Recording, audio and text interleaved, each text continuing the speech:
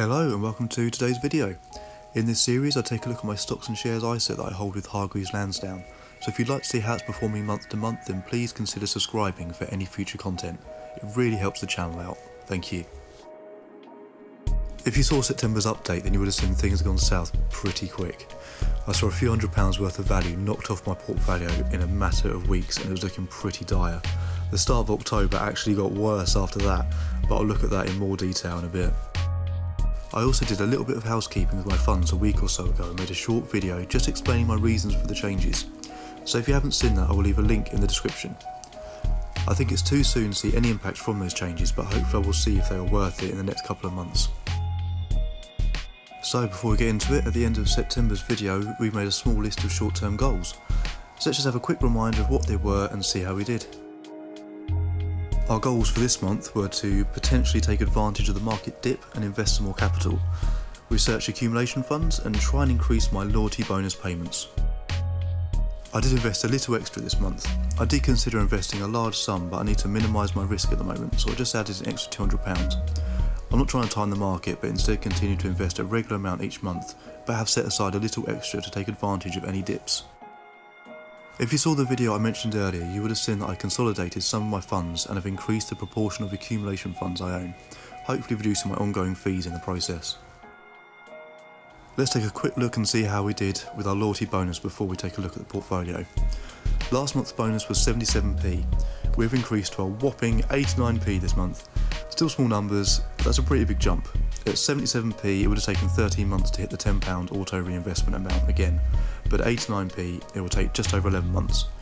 Hopefully we can continue to increase this amount month on month and continue to reduce the time it takes to reach the £10 mark. This is how my portfolio is looking at the end of October. Still down by another 1% on last month, but importantly up just over 10% over the long term.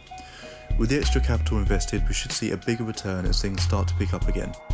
We also had quite a cull this month. I binned off 5 of the funds I held and diversified a little by buying into the JP Morgan Emerging Markets Fund, which was doing well until a couple of days ago.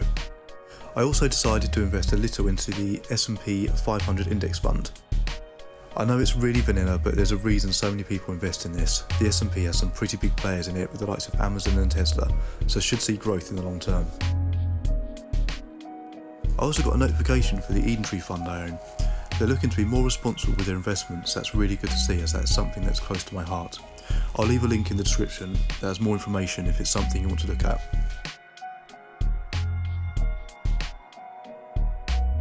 Let's take a look at the funds in more detail. We'll start with one of the most recent purchases, the JP Morgan Emerging Markets. As you can see by the graph, this month has been a bit of a roller coaster. I started by investing some of my own capital this month and then transferred 2 of the other funds I'd binned off into this one.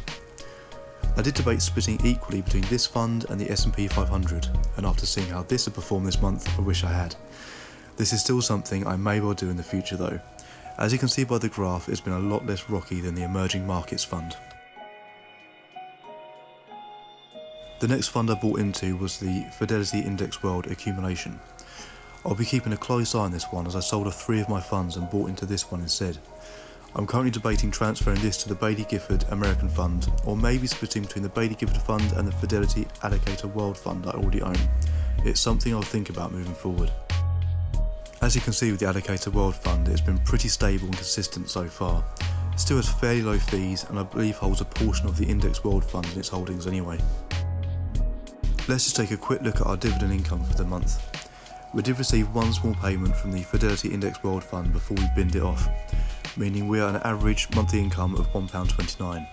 I think our fees this month were about the £1.20 mark, so we're still covering that for now.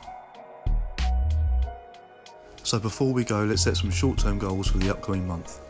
I think I need to monitor my recent purchases and weigh up if they were the right choice, and if there are any other better options out there for me.